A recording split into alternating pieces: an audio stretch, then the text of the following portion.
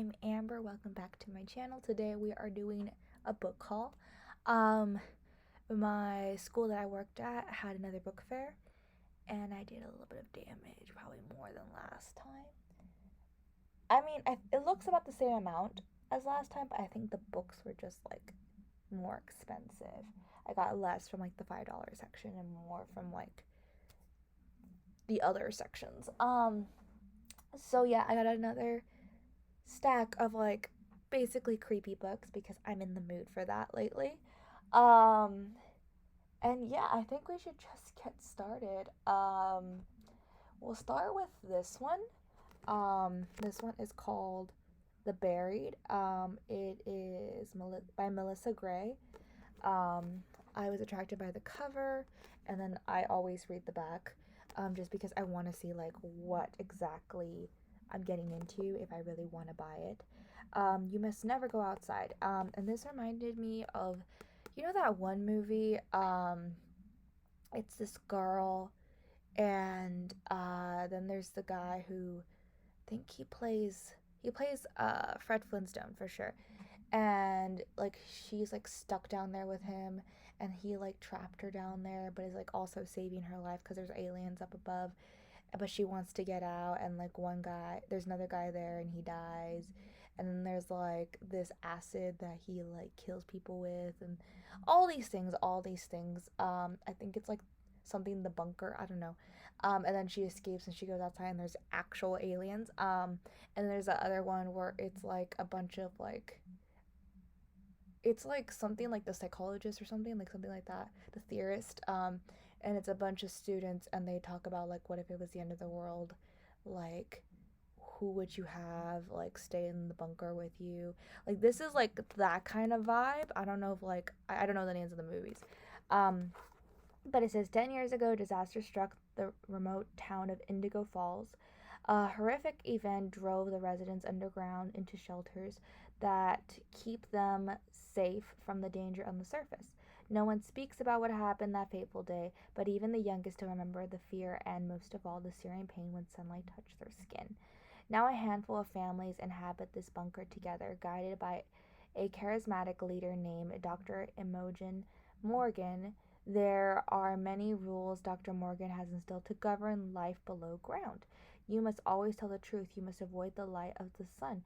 You must never touch skin to skin. But the most important rule, the one that was drilled into their heads from the moment the hatch slammed shut all those years ago, was at the very end of the list. It rattled around in their skulls when all was silent, echoing in the quiet, lonely dark.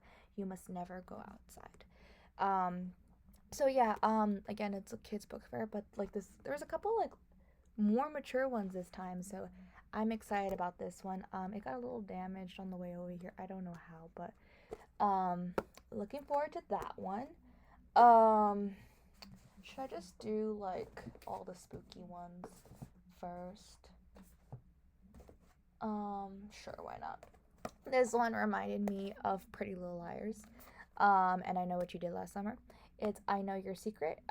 It's by Daphne Benedis? How do you say that name? I'm sorry, I'm butchering that name. Do exactly what I say when I say it, or I will reveal your secret. Owen, Gemma, Allie, and Todd, 4 seventh graders who barely know one another, have something in common. Receive the same threatening email and have nothing in common. They receive the same threatening email. Now they must work together to follow the instructions of their anonymous blackmailer. None of them want to go along with the blackmailer's increasingly unnerving instructions, but each of them has a secret they must protect at all costs. Over the course of a single day at school, the students race against the clock to complete an unusual set of tasks. Yet, as the day goes on, they have to wonder, who is this blackmailer? Who has somehow found out their deepest secrets? What is it that they are being used to do, and can they stop the scheme before the truth comes spilling out? So just like a kind of simple one day book, but like with those kind of vibes. So I'm excited about that.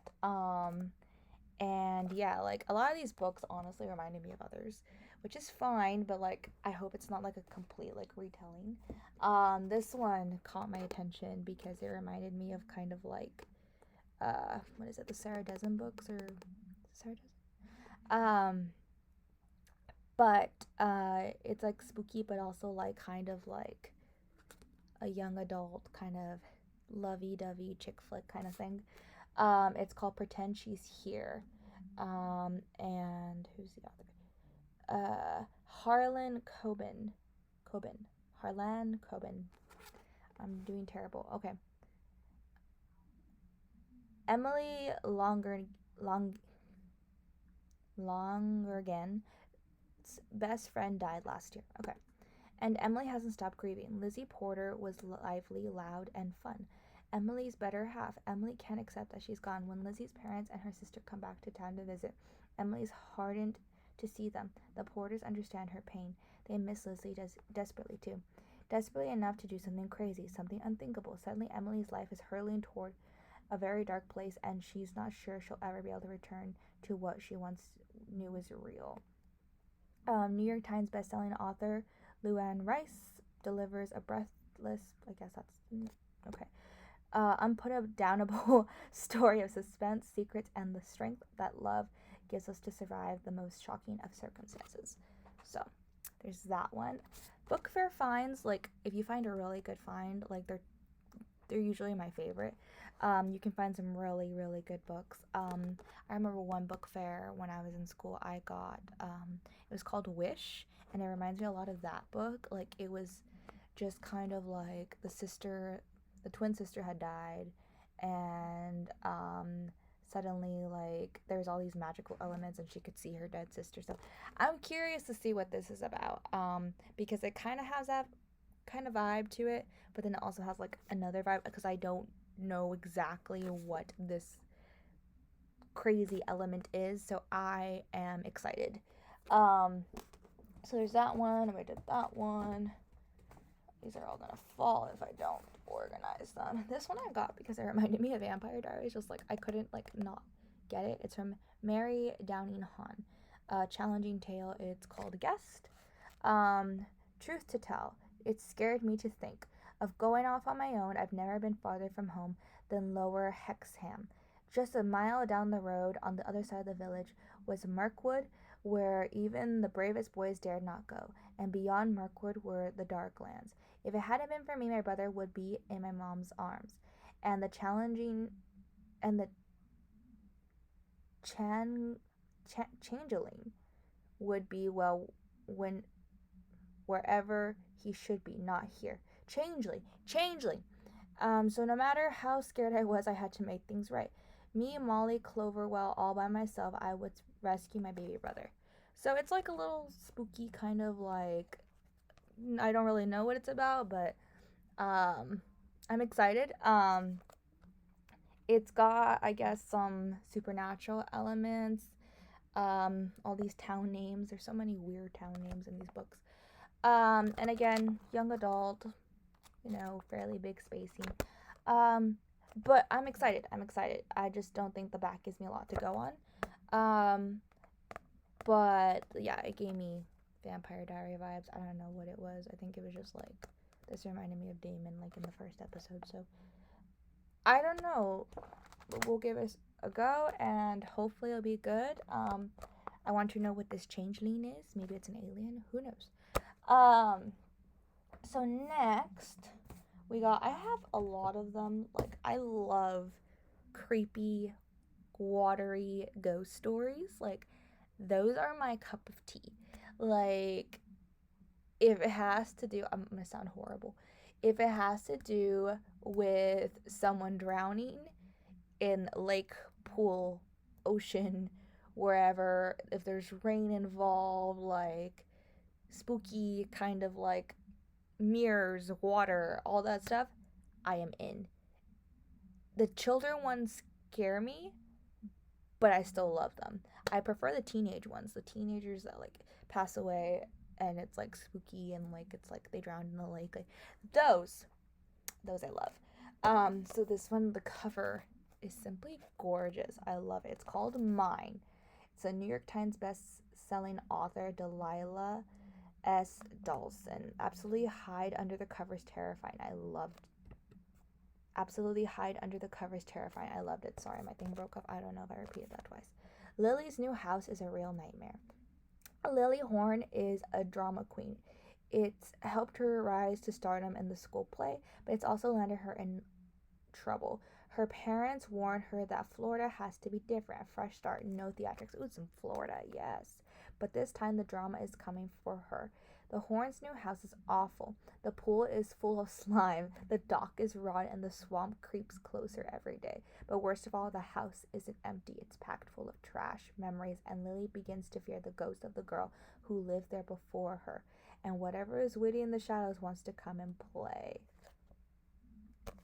I'm so excited. Like, I think this is the one that I am the most excited for. It's just like, yes. Why are all like spooky story girls named Lizzie or Lily? Can anyone tell me that? Here's another like ghost in the water one. And it's also which one was the other one? Oh, this is the same one as Guest. Mary Downing Hahn. Wait till Helen comes. So it's another, it looked a little interesting. Oh, it's on the back. Why didn't I notice this? I guess I didn't. Okay. So it's another one of kind of those deep and dark and dangerous. These are her other ones. So I didn't see any of those other than Guest. Molly and her brother Michael agree that their new stepsister is a spoiled brat. Why is everyone a brat? I don't understand. Mom wants Molly to watch out for Heather since she's only 7, but Heather only wants to make trouble for Molly and Michael. She lies and tattletales and misbehaves, and somehow they get the blame. They know she's trying to drive a wedge between her father and their mother, who recently married, so she can have her father all to herself, and it seems to be working. To top it off, Heather starts talking to a ghost named Helen and warns Molly and Michael that Helen is going to come for them. It seems as though things can't get any worse, but they do when Helen comes. I think like the little sister or whatever, I think it's like stepsister, like is talking to the ghosts and like do stuff to them. So this is interesting. Can't wait to give that a go. Next up, we already did that one. This is like semi-spooky, but it's like my favorite Disney movie is The Little Mermaid, and I have been wanting to read retelling, prequel, whatever you call them, but I just haven't like done it, because they like make so many, and I'm like, maybe they're not that good. The movies are amazing, the prequel movies and everything, but like I heard that the Ursula ones were really good, so I found this, and I'm like, we'll see. Oh, I saw Maleficent's name in here. How did that happen? I think there's more of these too. Okay, it's called Poor Unfortunate Souls. The tale of the Sea King's daughter, Ariel, is a beloved one of losing and then finding one's own voice. The story has been told many times and in many ways, but always the mergirl wants more than her world can offer, and her father demands that she live within the confines of his domain. Her rebellious costs the Little Mermaid her voice, her rebelliousness, and nearly her soul, but the power of good prevails, and Ariel emerges proud and changed, and yet this is only half of the story. So what of Ariel's nemesis Ursula the Sea Witch? What led to her becoming so twisted, scorned, and filled with hatred? I feel like there should have been like more about Ursula. It was just like too much. It's a whole like this whole chunk. Ariel, Ursula, like, and filled with hatred. Many tales have tried to explain her motives. Here is one account of what might have shaped the Sea Witch into a detestable and poor unfortunate soul. So I'm excited. I don't know what's gonna happen. There's so many like Ursula ones where like she was a mermaid first. She was like in love with Trident. There's so many interesting ones where I'm like, this has to be good. This has to be good. So I don't know, but we shall see. All right, we're going down the pile. We're in our last 2 books. This one, like, I really wanted to get just because, like, of the theme.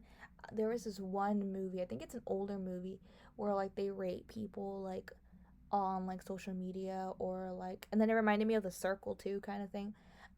It's like you rate people and that like determines like their value. And then the next day I saw this, like I saw that, I think on TikTok, it was like an older movie, and I was like, oh, okay. And this is like obviously a newer book. They count everything, and the author's name is covered, so I can't read that. Societies thrive on order, and the rating system is the ultimate symbol of organized social mobility. The higher your rating scores, the more valued you are. The lower it plummets, the harder you must work to improve yourself. For the students at the prestigious Maplethorpe Academy, every single thing they do is reflected in their ratings, updated continuously and available for all to see. But when an act of vandalism sullies the front doors of the school, it sets off a chain reaction that will shake the lives of 6 special students: Bex, Noah, Tasman, Hannah, Chase, and Javi. Don't have much in common at first glance, but soon each of them will be forced to face the unfair reality of the ratings and decide whether they're willing to fight for a better future. So, very interesting, very like futuresque, snarky kind of thing. So, also excited to read this one. The last one, I wanted to read like a pandemic type book, but I didn't know like which one to go for. And then I saw this one. I was just like, hey, here it is. This one's called Going Viral, a socially distant love story. Katie Cicatelli Cook. I'm sorry, I'm so bad. There's another one that's a quarantine love story. And that one was not the book fair. I would have probably gotten that one too. Claire is about to be in way over her head when a worldwide pandemic strikes. Claire Draper is forced to isolate with her family indefinitely in their Brooklyn apartment. No in-person school, hanging out with friends, or worst of all, dates with her girlfriend Vanessa. Just as it all starts getting to Claire, she looks out her bedroom window and notices something new. A girl sitting on the fire escape across the street. Inspired, Claire starts writing a story about 2 girls who become friends from afar. But when the story goes viral on social media, the line between reality and fiction is blurred. Will Claire be able to tell the difference before everything spirals out of control? I don't remember that last part, but this sounds very interesting. And yeah, like, I love the movie Love, Simon, but I have not read the book. And this kind of feels like the same kind of vibe, but pandemic style. Like, I'm all in. So, like, those type of books, there's a lot of those type of books that I have not read yet and I want to. But I'm all for that vibe. Like, I know a booktuber that I watch, Christine Riccio, like, she writes in that type of vibe and that style, and I'm all for it. So, if you can give me cheesy goodness, social media, current, like snarky, like, yes, I'm in. So, yeah, that's my last one. And yeah, I made a fair dent in my wallet and a fair dent on my bookshelf because I don't know where they're gonna go. I wanted to get another bookshelf. It didn't happen. Still waiting to figure out what we're going to do. But yeah, thank you guys so much for watching. I hope you all enjoyed this video. I have many books I need to read and catch up on. I'm trying, lots going on. I try to read on the weekends the most I can, if not like a chapter, but it's progress. It's like a slow, steady progress that I at least read a chapter a weekend to get something done. But I want to read more, but sometimes I can't, or I don't have the energy or the want to do so. But I do want to read and finish the book. It's just like I'm not at that moment, so I'm trying to figure things out, but at least it's getting done, just very slowly. So yeah, thanks so much for watching. I hope to see y'all real soon. Bye.